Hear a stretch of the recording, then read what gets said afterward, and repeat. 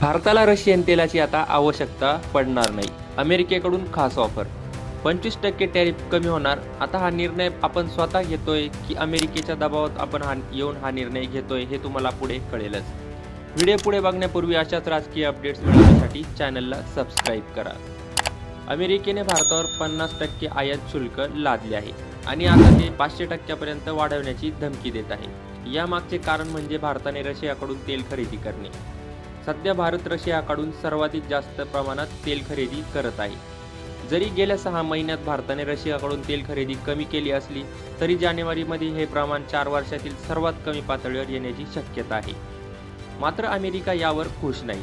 राष्ट्राध्यक्ष Donald Trump यांनी एका विधेयकाला हिरवा झेंडा दाखवला आहे, ज्यामध्ये रशियाकडून तेल खरेदी करणाऱ्या देशांवर 500% पर्यंत आयात शुल्क लावण्याची तरतूद आहे.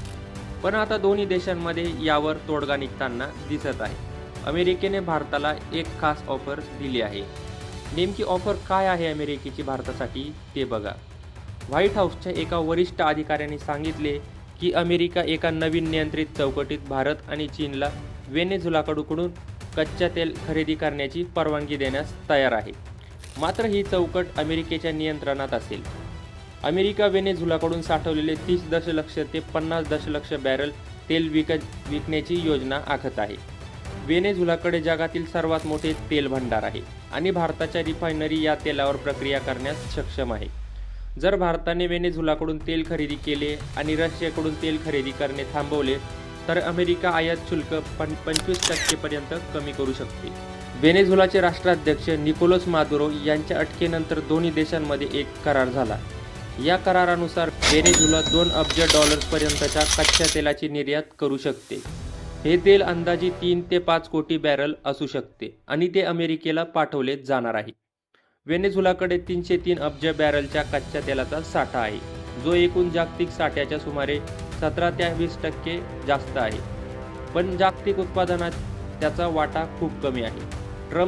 ट्रम्प यांना वाटते की मोठ्या तेल कंपनींनी व्हेनेझुएलामध्ये गुंतवणूक करावी. गेल्या वर्षीच्या मध्यापर्यंत भारत रशियाकडून दररोज 20 लाख बॅरल कच्चे तेलाची खरेदी करत आला होता, पण डिसेंबरमध्ये हे प्रमाण 12 लाख बॅरलवर आले.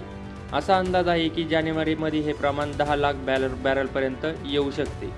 अमेरिका आणि पाश्चात्य देशांचा दबाव वाढत आहे की भारताने रशियाकडून तेल खरेदी कमी करावी. अमेरिकेचा आरोप आहे की यामुळे रशियाच्या युक्रेन युद्धाला आर्थिक मदत मिळत आहे. एका अहवालानुसार युक्रेन युद्धानंतर भारताने रशियाकडून 144 अब्ज युरोचे तेल खरेदी केले आहे. पूर्वी भारतीय आयातीतील रशियाचा वाटा खूप कमी होता, पण युक्रेन युद्धानंतर पाश्चात्य देशांनी रशियन तेलावर बंदी घातली. त्यानंतर रशियाने भारत आणि चीन सारख्या देशांना सवलतीच्या दरात तेल देणे सुरू केले. भारतातील तेल कंपन्यांचे म्हणणे काय बघा. रिलायन्स इंडस्ट्रीने सांगितले आहे की ते व्हेनेझुएलाचे कच्चे तेल खरेदी करण्यास तयार आहे, पण हे तेव्हाच शक्य होईल जेव्हा अमेरिकेबाहेरील कंपन्यांना हे तेल खरेदी करण्याची परवानगी मिळेल. रिलायन्स जामनगरमध्ये जगातील सर्वात मोठे रिफायनिंग कॉम्प्लेक्स चालवते. कंपनीचे म्हणणे आहे की कोणताही निर्णय घेण्यापूर्वी ते नियमांची स्पष्टता येण्याची वाट पाहत आहे. रिलायन्सने गेल्या वर्षी मार्चमध्ये व्हेनेझुएलाचे कच्चे तेल खरेदी करणे थांबवले होते. रिलायन्सला व्हेनेझुएलाकडून तेलाचा शेवटचा शिपमेंट गेल्या वर्षी मे महिन्यात मिळाला होता. रॉयटर्सच्या एका रिपोर्टनुसार कंपनी यासाठी अमेरिकन अधिकाऱ्यांशी बोलणी करत आहे. सूत्रांनी असेही सांगितले आहे की भारताच्या सरकारी तेल कंपन्या इंडियन ऑइल कॉर्प आणि हिंदुस्तान पेट्रोलियम कॉर्प देखील व्हेनेझुएलाचे तेल खरेदी करण्यास तयार आहे.